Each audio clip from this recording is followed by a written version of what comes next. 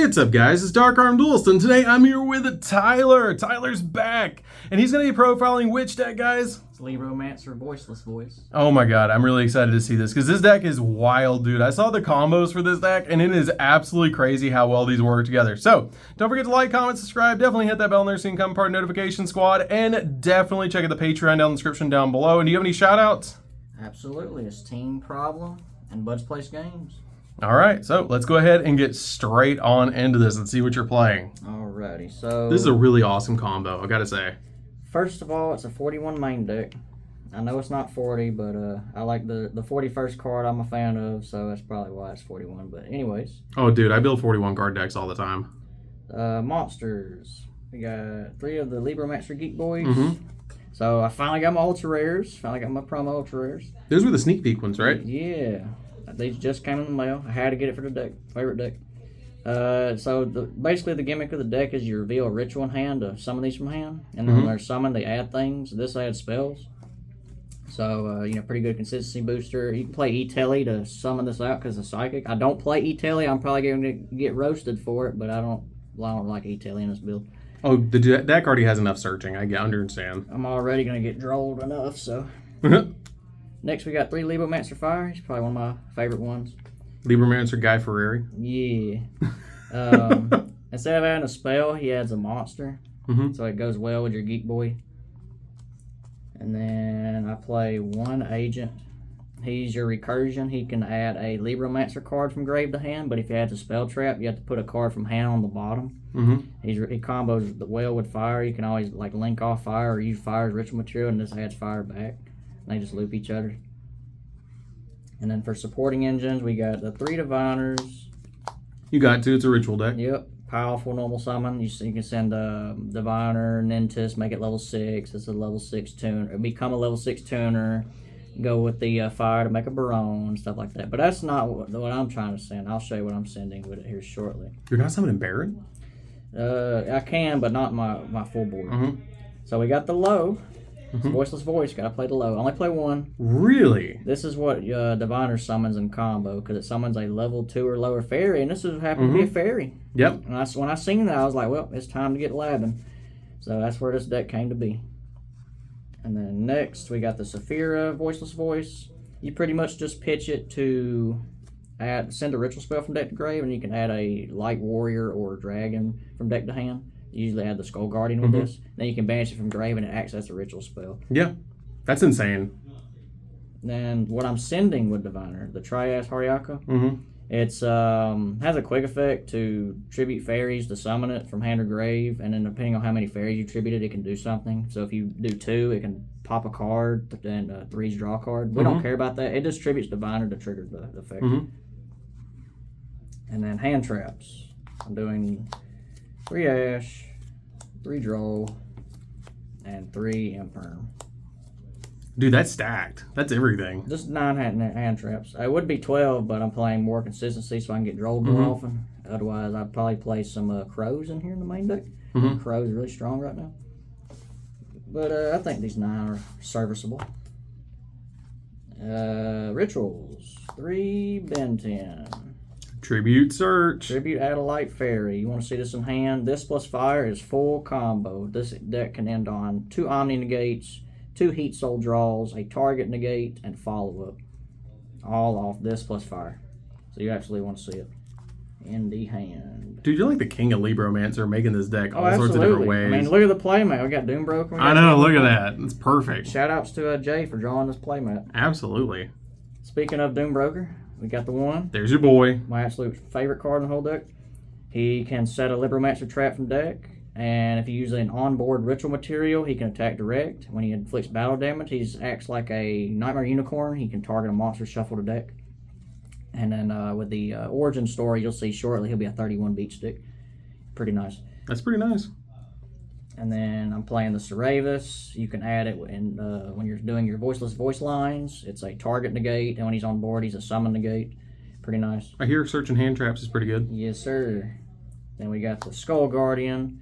One of my new favorite cards. Yes, sir. It is an Omni negate while you control low, and while low's in the field or the graveyard, he gains 2050 attack, making him 4100.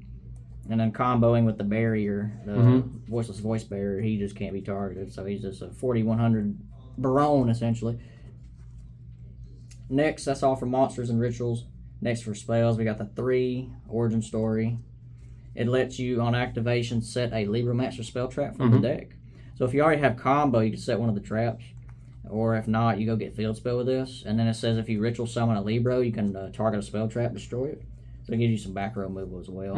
And then it gives them 100 attack for their level. So since Doombroker's 6, he'll gain 600 attack.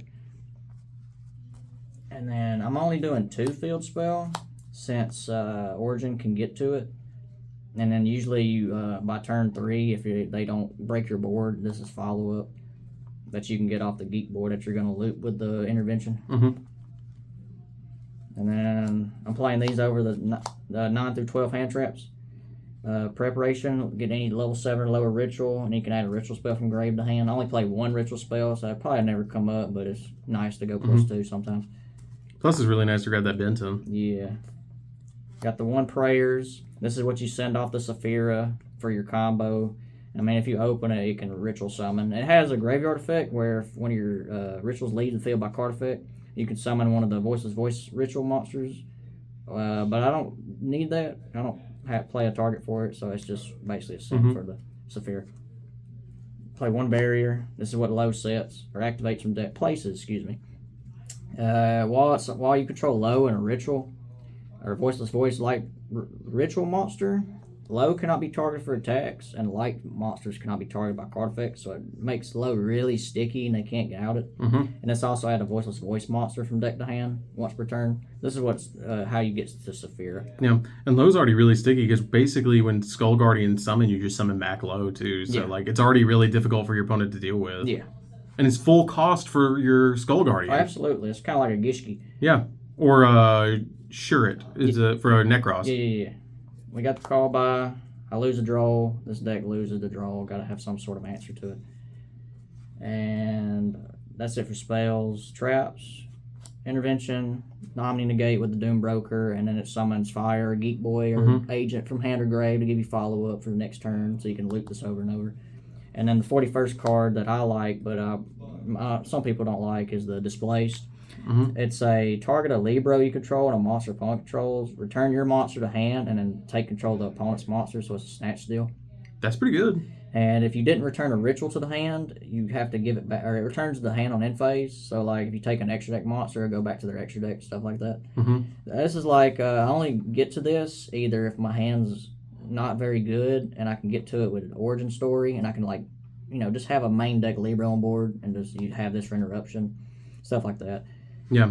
But if you want to make it 40, that's what you would cut. I'm fairly certain that's what you would cut. All right, so let's go ahead and check out the extra deck. Yep. I know you got a Dynamundo in there. Oh, 100%. Absolutely. So we got Ling Grebo. Fire is a level 4 or lower Cyburst. This is really handy in the Labyrinth matchup. And evenly matched negate if you can get to it for your inboard. Dude, it just eats traps. And if you go against, if there's any Sprite players, I don't know if they're still doing it, the hand you Iblis stuff, you can get over it with that. Yeah. Speaking of Dynamondo, there he is. Recycles your rituals. He can shuffle things to the deck, and then if you can always go Skull Guardian plus low, make this, and then on opponent's draw phase, tribute this, summon back Skull Guardian. Low sees it, she summons herself back to turn your Omni Negate back on. Really handy. Konami, make this a super in the next OTS, please. I wish.